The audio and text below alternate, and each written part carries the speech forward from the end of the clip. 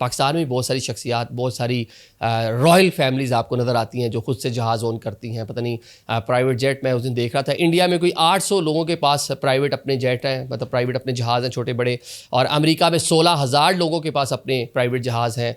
और पाकिस्तान में भी मेरे ख्याल से चंद 100 लोग तो ऐसे हैं जिनमें बड़ी बड़ी शख्सियात, JKT साहब का आपको पता है, अलीम खान साहब को आपको पता है, वो मुख्तार शेख फैमिली साउथ पंजाब की है, उनके पास है। अहमद महमूद के पास है। ये मेरे ख्याल से कि एप्टमा के जो हैं गौहर एजाज साहब, उनके पास है। कराची के KD और बहरिया टाउन, इन सब के पास अपने जहाज़ हैं। बहुत सारे सियासतदान भी ऐसे हैं जो इन्हीं लोगों के जहाज़ इस्तेमाल करते हैं। कुछ कंपनीज इस तरह की बना रखी हैं, कंपनीज़ के अंदर जनाब जी रजिस्टर्ड होगा, जिसका दिल किया वो ले गया। तो पाकिस्तान में बहुत सारी प्राइवेट निजी कंपनीज हैं जिनके पास अपने जहाज़ हैं। और एक हमारे मुबश्शिर लुकमान साहब एक जर्नलिस्ट भी थे, उनके पास भी किसी दौर में अपना जहाज़ था।